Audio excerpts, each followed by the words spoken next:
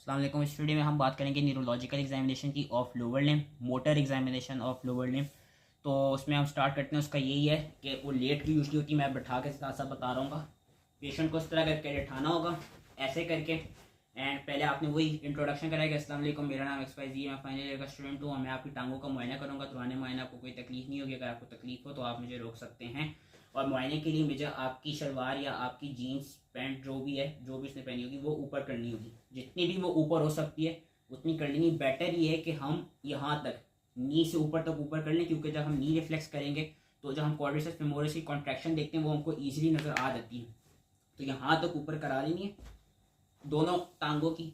अब इसका निमोनिक याद रखना है, FBTPRCG, fasciculations, bulk, tone, power, reflexes, coordination and gait. इसी हम उसमें चलेंगे, इसी पैटर्न में करनी होगी। पहले फेसिकुलेशन, फिर बल्क, फिर टोन, फिर पावर, फिर कोऑर्डिनेशन, फिर रिफ्लेक्सेस, नहीं सॉरी, फिर पावर के बाद रिफ्लेक्सेस, फिर कोऑर्डिनेशन, फिर गेट। FBTPRCG।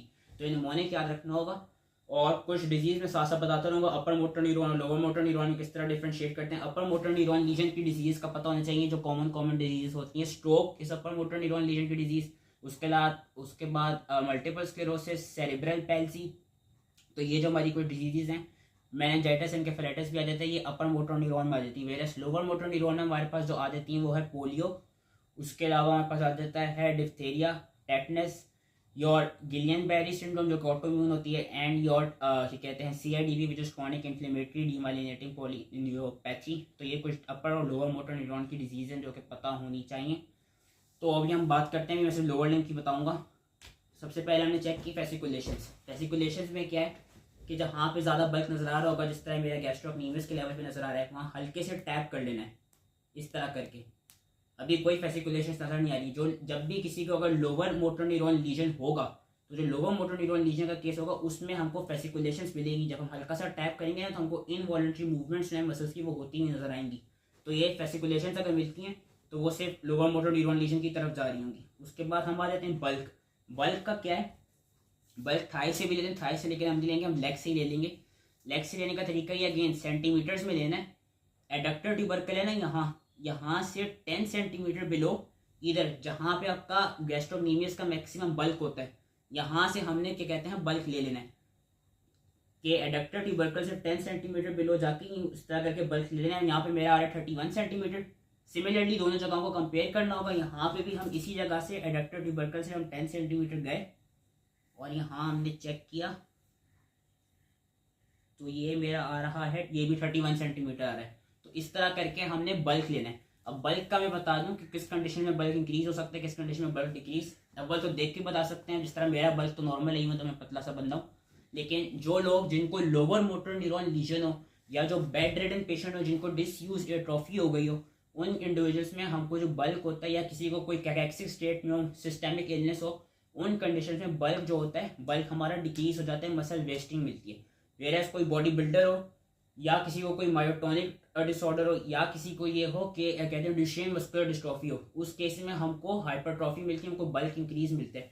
डुशेन मस्कुलर डिस्ट्रॉफी में हमको सूडो हाइपोट्रॉफी मिलती है। सूडो हाइपोट्रॉफी बेसिकली कि जो बल्क होगा, यहाँ स्पेशली गैस्ट्रोक्नीमियस का बल्क इंक्रीज होगा, लेकिन जो पावर होगी ना इसकी, पावर कम होगी।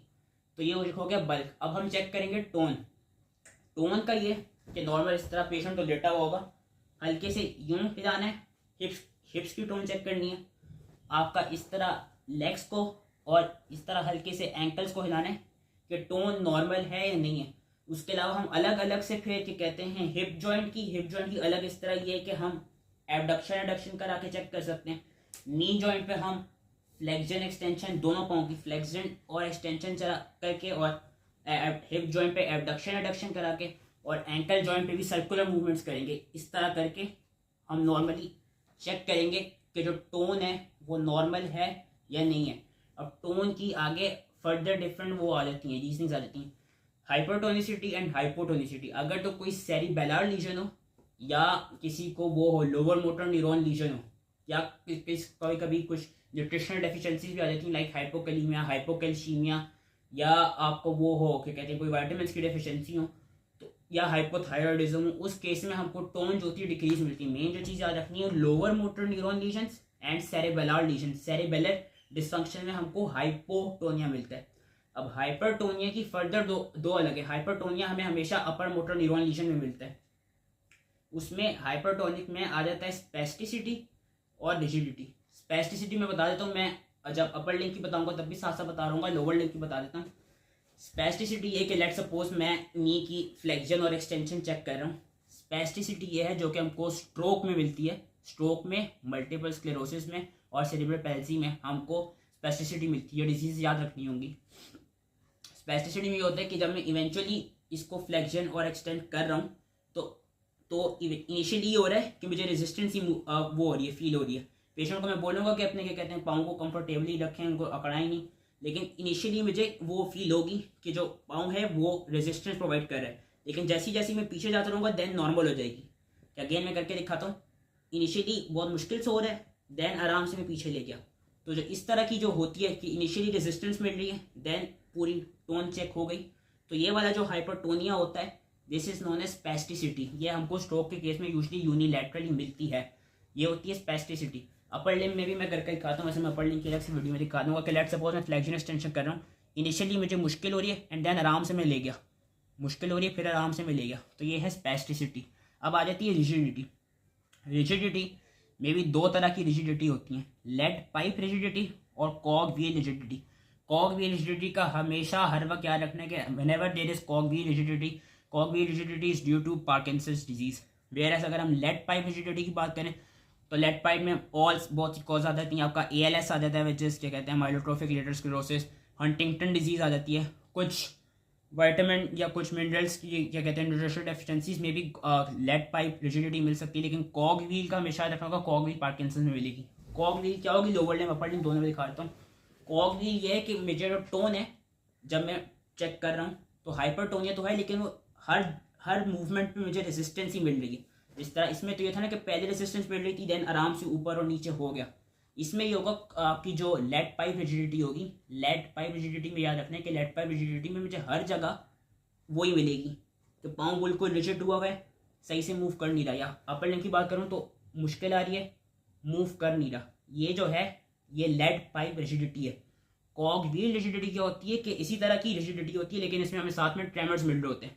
जब मैं इसको ऊपर नीचे कर रहा हूँ तो ये मुझे ट्रेमर्स मिल रहे हैं, तो ये वाली जो है ये कॉग व्हील रिजिडिटी है। अगर मैं लोअर लिम्ब पे बात करूँ तो इसको जब ऊपर कर रहा हूँ ट्रेमर्स साथ साथ मिल रहे हैं, तो जो ये वाली रिजिडिटी कहलाई जाएगी ये होती है कॉग व्हील रिजिडिटी, जो कि हमको मिलती है पार्किंसन डिजीज के केस में। तो टोन का इस तरह है कि हमने इस तरह चेक किया, इस तरह करके चेक कर लिया, फिर हिप पे एबडक्शन एडक्शन कर ली, नी पे फ्लेक्शन एक्सटेंशन कर ली दोनों जगहों पे, एंकल पे भी सर्कुलर मूवमेंट्स में उसको चेक कर लिया। ये हो गई आपकी टोन। अब हम आ जाते हैं पावर पे। पावर के 6 ग्रेड्स होते हैं, 0 1 2 3 4 5 6, सॉरी 0 1 2 3 4 5, ये 6 ग्रेड्स होते हैं। 0 ग्रेड क्या है, कंप्लीट पैरालिसिस। 1 ग्रेड क्या है, थोड़ी बहुत फ्लिकरिंग मोशंस। 2 ग्रेड क्या है कि जब हम ग्रेविटी को एक्सक्लूड करते हैं तो पेशेंट हॉरिजॉन्टली मूव कर सकता है। फॉर एग्जांपल अगर अभी ग्रेविटी नहीं है तो मैं इस तरह अपनी टांगे हिला सकता हूँ, ये है ग्रेड 2। ग्रेड 3 क्या है कि जब हम ग्रेविटी को इंक्लूड करते हैं तो पेशेंट मूव तो कर सकता है लेकिन रेजिस्टेंस के खिलाफ मूव नहीं कर पाएगा। कि अगर मैं ग्रेविटी को क्या कहते हैं इंक्लूड कर लूँ तो ऊपर नीचे तो कर सकता हूँ, लेकिन अगर मैं रेजिस्टेंस प्रोवाइड करने लग जाऊँ तो पाँव मेरे ऊपर नीचे नहीं हो पाएंगे। वो है ग्रेड 3। ग्रेड 4 क्या है कि ग्रेड 4 बहुत हल्की, मतलब कि रेजिस्टेंस के खिलाफ भी टू सम एक्सटेंट हो जाती है, ओनली मिनिमल पावर कम हुई होती है। एंड जो ग्रेड 5 पावर है, ग्रेड 5 पावर नॉर्मल होती है। पावर का ग्रेड डिफ्रेंशिएट करने का आसान सा तरीका ये लोअर लिम्स में कि आपने पहली पेशेंट से यूं हाथ रख के कह देना है कि आप अपने जो दोनों टांगे वो मेरे हाथ तक लें, पूरा ऊपर तक हाथ नहीं ले जाना, बस यहाँ तक हाथ रख के कह रहे हैं कि यहाँ तक लें। अब अगर तो पेशेंट ने आराम से दोनों टांगे अपनी ऊपर कर ली तो उसका मतलब है कि उसकी जो ग्रेड होगा वो हमेशा 3/5 से ऊपर ही होगा। इस तरह करके इनिशियली पहले चेक कर लेना है कि पावर उसकी 3/5 से ऊपर है या नहीं। अगर तो वो ये है कि पाँव अपने नहीं कर सका ऊपर दोनों, तो उसकी जो पावर होगी वो 3/5 से कम होगी। अब हमने पावर हर जगह पे, हर जॉइंट पे अलग अलग चेक करनी होगी। हिप्स पे कहने हैं कि इस तरह मैं अंदर को जोर लगाऊंगा, आपने बाहर को जोर लगाने, फिर मैं बाहर को जोर लगाऊंगा, आपने अंदर को जोर लगाने। नी पे करके कह रहे हैं कि मैं सीधा करने की कोशिश करूंगा, आपने सीधा करने नहीं देना मुझे। फिर अपना क्या कहते हैं यहाँ पे ये है कि मैं उसको फ्लेक्स करने की कोशिश करूंगा, आपने सीधा करना है कि आपने यूं सीधा जोर लगाना है, मैं पीछे की तरफ जोर लगाऊंगा, आपने आगे की तरफ जोर लगाना है। दोनों टांगों पे, यहाँ पे भी कर सकते हैं, यहाँ पे भी, कि टांग ऊपर करके मैं ऊपर की तरफ जोर लगाऊंगा, आपने नीचे की तरफ जोर लगाना है। अब मैं नीचे की तरफ जोर लगा रहा हूँ, आपने ऊपर की तरफ जोर लगाना है। या यहाँ पे भी हम ये कर सकते हैं कि मैं नीचे की तरफ जोर लगा रहा हूँ, आपने ऊपर की तरफ, अब आपने नीचे की तरफ जोर लगाना है, मैं ऊपर की तरफ जोर लगा रहा हूँ। दोनों जगहों पे इस तरह करना है। एंड फिर एंकल पे अलग से फुट पे आके ये करना है कि मैंने इस तरह करके जोर लगा रहा हूँ, यहाँ पे आपने अपनी जो पाँव में, पाँव की उंगलियों को ऊपर करने की कोशिश करनी है। अब आपने अपनी पाँव की उंगलियों को नीचे करने की कोशिश करनी है और मैं ऊपर की तरफ जोर लगाऊंगा। तो इस तरह से आपने हर जगह पे, एंकल जॉइंट पे भी, फुट की भी डॉर्सी फ्लेक्शन एंड क्या कहते हैं प्लांटर फ्लेक्शन, नी की फ्लेक्शन एक्सटेंशन, हिप की अबडक्शन रिडक्शन, यहाँ पे हमने सारी जो पावर्स हैं वो चेक कर लेनी है। तो ये हमारी हो गई क्या कहते हैं पावर हो गई। पावर का आई बिलीव, हाँ पावर का ये याद रखना है, टोन का मैंने बता दिया था। अपर मोटर न्यूरॉन लीजन में हाइपरटोनिया होता है, लोअर मोटर न्यूरॉन लीजन में हाइपोटोनिया होता है। अब हम आ गए थे पावर पे। पावर का याद रखना है कि जो हमारे पास अपर मोटर न्यूरॉन लीजन्स होते हैं उसमें जो हमारी पावर होती है उसका क्या कहते हैं ये याद रखना होगा। बेसिकली जो हमारे जो अपर मोटर न्यूरॉन लीजन होगा ना उसमें पावर का होगा कि group of muscles will be involve के। लेट्स सपोज अगर मुझे कोई अपर मोटर न्यूरॉन लीजन है, स्ट्रोक का पेशेंट हूँ मैं या एमएस का पेशेंट हूँ, तो उस केस में ये होगा कि मेरी या तो पूरा इसे टांग का है वो पूरी एक साइड का हेमीप्लीजिया होगा या दोनों डाईप्लीजिया हुए होंगे। मतलब मुझे हर जगह पे, हिप पे भी, नी पे भी, एंकल पे भी, हर जगह पे पावर जब कम मिलेगी, कांस्टेंट मिलेगी, या तो 1/5 या 2/5 जो भी है। लोअर मोटर न्यूरॉन लीजन के केस में होते हैं कि जो पावर होती है वो आपको अगर तो प्रोक्सिम सिर्फ एक ग्रुप ऑफ मसल्स इन्वॉल्व होगी लोअर मोटर न्यूरॉन लीजन में। कि लोअर मोटर न्यूरॉन लीजन में ऐसा होगा कि लेट सपोज अगर इसी टांग की मैं बात करूं तो हिप जॉइंट पे हो सकता है कि मुझे पावर कम मिले, लेकिन एंकल जॉइंट पे और नी जॉइंट पे पावर नॉर्मल मिले। तो अगर प्रोक्सिमली पावर मुझे कम मिल रही है, इसका मतलब है कि कोई मायोटोनिक डिसऑर्डर है, मुझे कोई मायोपैथी प्रेजेंट है लोअर मोटर न्यूरॉन लीजन की। एंड अगर मुझे डिस्टली पावर कम मिल रही है एंड प्रोक्सिमल पावर नॉर्मल मिल रही है, तो डिस्टल का ये मतलब है कि मुझे कोई न्यूरोपैथी हुई है। तो ये इस तरह डिफ्रेंशिएट करना होगा पावर को अपर और लोअर मोटर न्यूरॉन लीजन में। Then we come to your reflexes. Reflexes का भी बता दें, जो अपर मोटर न्यूरॉन लीजन होते हैं उसमें जो हमें रिफ्लेक्सेस हैं वो हाइपर मिलते हैं, हाइपर रिफ्लेक्सिया मिलते हैं, काफ़ी ज़्यादा क्या कहते हैं एडवांस्ड होते हैं। वेयरएज जो लोअर मोटर न्यूरॉन लीजन होंगे उसमें या तो कम मिलते हैं, डिमिनिश होते हैं, या कंप्लीटली एब्सेंट होते हैं। जो जीपीएस का पेशेंट होते हैं गियान बैरी सिंड्रोम का, उसमें जो रिफ्लेक्सेस होते हैं कंप्लीटली एब्सेंट होते हैं। अब रिफ्लेक्सेस का तरीका ये, या तो आप जब पेशेंट टांगे इस तरह की होंगी, या तो पेशेंट से बोलें टांगे दोनों इस तरह कर लें, या पेशेंट से या ये भी कर सकते हैं कि आप एक टांग को इस तरह करके उठा लें। पहले हम करेंगे नी रिफ्लेक्स। अब नी रिफ्लेक्स में बेसिकली ये मैं इस तरह करके दिखाता हूँ कि जो नी रिफ्लेक्स है, हमने जो हैमर होगा पेशेंट को पहले बता देना है कि मैं आपको क्या कहते हैं इससे क्या कहते हैं हल्के से मारूंगा, ये रबर का है, आपको ज़्यादा चोट नहीं लगेगी। आपने यहाँ पे जो पेटेला है, जो बेसिकली टिबियल ट्यूबरोसिटी है, एंड जो पेटेला है, मेरा पेटेला ये रहा, एंड मेरी टिबियल ट्यूबरोसिटी ये रही है, हो इजली नज़र आ रही हो, यहाँ पे मैं करके दिखा देता हूँ। ये पेटेला यहाँ पे, ये है टिबियल ट्यूबरोसिटी, एंड हमने यहाँ पे जो बीच में टेंडन बनता है ना, ये वाला जो टेंडन है, इस टेंडन पे बेसिकली हमने स्ट्राइक करना होगा। वो भी क्या बल्कि रिफ्लेक्स मेरा इस टेंडन पे हमने स्ट्राइक करना होता है। मैं यहाँ से स्टिल करके दिखा रहा था कि मेरा भी हो भी गया। इस टेंडन पे जब हम स्ट्राइक किए, देखो ये यहाँ पे जो इधर को कॉन्ट्रैक्शन फील हो रही है ना, इधर को बल्कि कॉन्ट्रैक्शन आती है, that is basically your knee reflex. इसलिए मैंने कहा था कि हमने अपनी शलवार जो होगी वो भी होगी एटलीस्ट यहाँ तक लेके आनी चाहिए। जब हम रिफ्लेक्स चेक कर रहे होंगे तो जो हमको रिफ्लेक्स मिलेगा वो हमने यहाँ पे कॉन्ट्रैक्शन, इस जगह पे हमने कॉन्ट्रैक्शन चेक करनी। ये नहीं कि जब हम करें अगर पूरा नी इस तरह कर रहा है या नहीं कर रहा, उसको चेक नहीं करना है। बेसिकली कॉन्ट्रैक्शन यहाँ पे चेक करनी है कि क्वाड्रिसेप्स फेमोरिस की कॉन्ट्रैक्शन आ रही है या नहीं आ रही। ऊपर करके ये हल्के से क्या कहते हैं हो भी गया, बल्कि मैं खुद नहीं कर रहा हूँ, हो भी गया। तो इस तरह आपने नी रिफ्लेक्स करना है कि पेटेला एंड टिबियल ट्यूबरोसिटी के दरमियान ये जो टेंडन बन रही है, यहाँ पे बेसिकली स्ट्राइक करना है। यहाँ पे कॉन्ट्रैक्शन देखनी है क्वाड्रिसेप्स फेमोरिस की। नर्व की रूट वैल्यू कभी पूछ लेते हैं, L3 और L4 होती है नी जर्क के लिए, तो ये नी जर्क हो गया। तो दोनों टांगों में करना होगा। इस तरह करके भी कर सकते हैं कि एक टांग उठा के, या दोनों को इस तरह करके यहाँ पे और यहाँ पे मार के भी कर सकते हैं। फिर करना होगा हमने क्या कहते हैं आपका ankle reflex, soleus reflex. Soleus में भी है कि हम पेशेंट से कह सकते हैं कि टांगे अपनी इस तरह करके खोल लें, या ये क्या आप एक टांग उठा के। अब सोलियस का ये है कि जो पाँव उठाया है उसको हमने लेफ्ट हैंड से डॉर्सीफ्लेक्स कराना होगा, टोस को मतलब ऊपर की तरफ करना होगा इस तरह डॉर्सीफ्लेक्स करके। हमने बेसिकली हिट कहाँ पे करना है, ये जो एक्िलीज टेंडन है ना, ये वाला जो टेंडन है ये, इस टेंडन पे हिट करना है। एंड हमने जो कॉन्ट्रैक्शन चेक करनी है वो बेसिकली यहाँ इस सोलियस मसल में चेक करनी होगी। यहाँ पे जब हिट कर रहे होंगे तो कोशिश ये करनी है कि हम फुट की मूवमेंट को नहीं देखें, जो सोलियस है यहाँ पे चेक करें कि यहाँ पे कॉन्ट्रैक्शन आ रही है या नहीं आ रही। अभी इसमें वीडियो में शो नहीं हो रही पर यहाँ पे कॉन्ट्रैक्शन हो रही है, तो यहाँ पे हिट करना है एंड यहाँ पे कॉन्ट्रैक्शन देखनी है। और इसकी जो नर्व वैल्यू होती है वो S1 और S2 होती है। ये हो जाएगा एंकल रिफ्लेक्स, दोनों में करना होगा। अगेन अपर मोटर न्यूरॉन लीजन में हाइपरटोनिया मिलेगा, लोअर मोटर न्यूरॉन लीजन में हमको या तो डिमिनिश मिलेंगे रिफ्लेक्सेस या एब्सेंट मिलेंगे, जो कि GBS में मिलते हैं। लास्टली हम करेंगे बेबिंस्की। बेबिंस्की का ये कि या तो चाबी हो या हैमर का ये जो पिछला हिस्सा है लेटरल टू मीडियल जाने, लेटरल टू मीडियल, और ग्रेटर जो फुट है, ग्रेटर टो है, उसकी मूवमेंट चेक करनी है।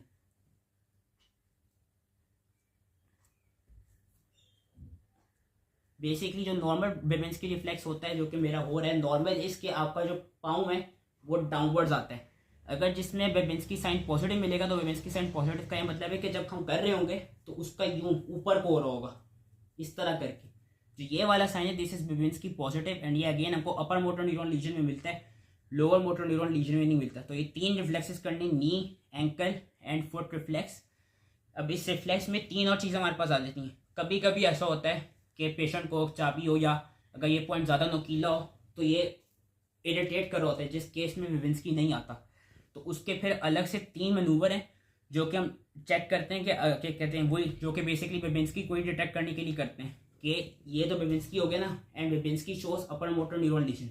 लेट सपोज किसी पेशेंट में अपर मोटर न्यूरॉन लीजन है लेकिन उसका बेबिंस्की नहीं आ पा रहा, तो हम क्या करेंगे, हम 3 मैनूवर करते हैं, Gordon's reflex, Chaddock's manoeuvre and your Oppenheim sign.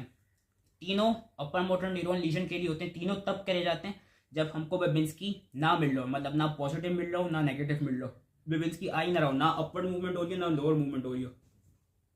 Gordon's क्या है, जो गॉर्डन्स रिफ्लेक्स है, गॉर्डन्स रिफ्लेक्स में बेसिकली आपने जो लेटरल मेलियोलस है, लेटरल मेलियोलस से इस तरह करके लेकर आना होगा, जिस तरह हम बेबिंस्की यहाँ इस साइड पे करते हैं ना, प्लांटर साइड पे। गॉर्डन्स रिफ्लेक्स ये कि जो गॉर्डन्स रिफ्लेक्स है वो हम डॉर्सल साइड पे करेंगे, लेटरल मेलियोलस इस तरह लेकर आएंगे एंड यहाँ तक ले जाएंगे।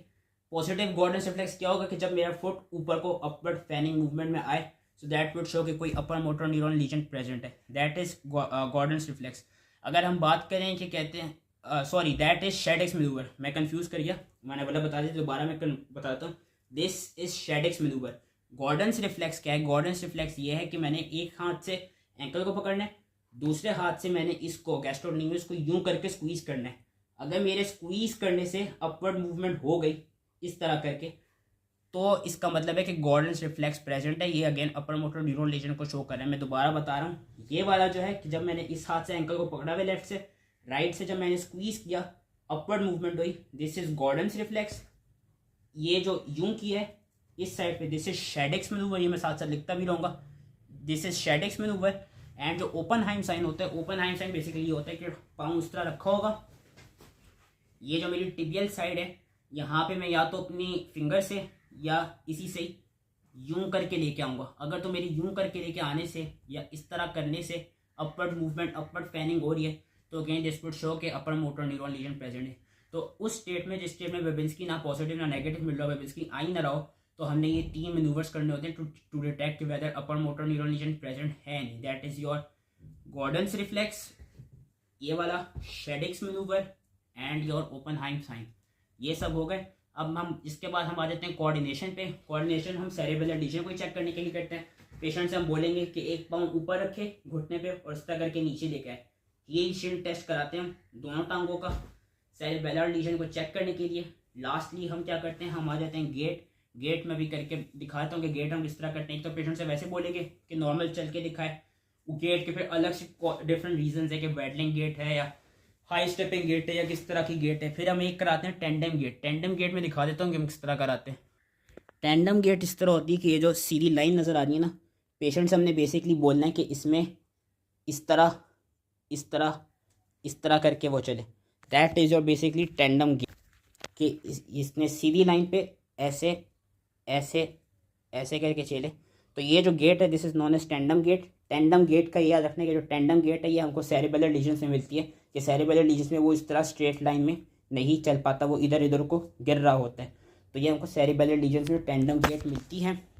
इसके बाद हम रोम्बर्स कराते हैं। रोम्बर्स में बेसिकली यही करते हैं कि हम पेशेंट से बोलते हैं कि वो इस तरह करके स्ट्रेट या ऐसे खड़ा हो जाए या इस तरह खड़ा हो जाए, आंखें खोल के खड़ा हो और आंखें बंद करके खड़ा हो 30 सेकंड के लिए या 1 मिनट के लिए। अब ये होगा कि जिसको सेरेबेलर लीजन होगा ना, सेरेबेलर लीजन का ये कि जिस पेशेंट को भी सेरेबेलर लीजन होगा उसमें ये कि वो चाहे आंखें खोल के खड़ा हो या आंखें बंद करके खड़ा हो, वो हमेशा गिरने लग जाएगा जिस साइड का भी लीजन होगा। That is cerebellar lesion. हम सेरेबेलर लीजन को सेंसरी एटेक्सिया से किस तरह डिफरेंशिएट करेंगे? जिसको सेंसरी एटेक्सिया होगा, यानी जिसको कॉलम मीडियल DCML का कोई मसला होगा या उसको वेस्टिबुलर कोई मसला होगा, उस केस में ये होगा कि वो आंखें खोल के खड़ा हुआ होगा नॉर्मली रोम्बर में, लेकिन वो जैसी ही आंखें बंद करेगा ना देन वो आगे को या पीछे को फॉल कर जाएगा। So that is Romberg's positive. ये सेरेबेलर को इतना डिफरेंशिएट करने में नहीं होता, है बेसिकली सेंसरी एटेक्सिया को चेक करने के लिए होता है, क्योंकि सेरेबेलर में ये होगा कि जब पेशेंट खड़ा हुआ भी होगा तब भी वो गिरता रहेगा, जिस साइड का भी लीजन है स्विंग करता रहेगा। वेयर एज प्रोप्रोसेप्टर जब मूवमेंट्स होंगी, जब कोई प्रोप्रोसेप्शन का मसला होगा तो उसमें ये होगा कि जब वो आंखें खोलेगा तब तो उसको विजुअल वो मिल रही है, विजुअल पाथवे मिल रहा है, जिसकी वजह से उसने अपना बैलेंस और पोस्चर मेंटेन किया हुआ है। जैसे ही वो आंखें बंद करते हैं वैसे ही वो गिरने लग जाते हैं। तो ये चीज़ थी रोम्बर्स। अब इसके बाद हमने पेशेंट से बोलना है थैंक यू, प्रेजेंट करना है कि कहते हैं माई पेशेंट वॉज कॉन्शियस, पूछ लेना कि आपको पता है कि आप किधर बैठे हैं, well oriented with time and space हो गया, बता देना है अलग से। अब इसकी रेलेवेंट यही होंगी कि रेलेवेंट में हम अपर लिम का, जो मैं अगली वीडियो में बताऊंगा, अपर लिम का हम न्यूरोलॉजिकल एग्जामिनेशन करना चाहेंगे टू फाइंड द रेलेवेंट क्या कहते हैं उसमें। फिर अपर मोटर न्यूरॉन में आगे बता दूंगा। यूजली स्ट्रोक में याद रखना है कि जो स्ट्रोक होता है, स्ट्रोक में हमको यूनिलैटरल हेमीप्लीजिया, यूनिलैटरल पैरालिसिस मिलता है, यूनिलैटरल साइड अफेक्टेड होती है, मतलब स्पेस्टिसिटी, पैरालिसिस तो नहीं मिलता सॉरी, लेकिन एक साइड का क्या कहते हैं आपको फाइंडिंग्स मिलेंगी जो अपर मोटर न्यूरॉन लीजन की मैंने साथ बता दी थी। दूसरा साइड नॉर्मल होती है। गिलियन बेरी सिंड्रोम में यूजली होता है कि इसमें हमको ए रिफ्लेक्स मिलते हैं और वो असेंडिंग ऑर्डर में आते हैं, पहले वो लोअर लिम्ब से शुरू होता है, बाद में वो अपर लिम्स पे आते हैं। तो ये कुछ चीज़ें थी, मैं साथ साथ लिखता रहूँगा, वो इजली समझ में आ गई हो। And thank you. अपर और लोअर मोटर न्यूरॉन का लीजन पता होना चाहिए। फैसिकुलेशन में भी bulk, power, tone, reflexes, coordination और गेट तो उससे रिलेटेड थे। 5 मैंने बता दी थे। वैसे अलग से ये भी याद रखना होगा कि जो हमारे पास वो होती हैं एब्डोमिनल और क्रीमेस्टेरिक रिफ्लेक्सेस, वो अपर में नहीं मिलते, वो लोअर में ज़्यादातर मिलते हैं। So thank you.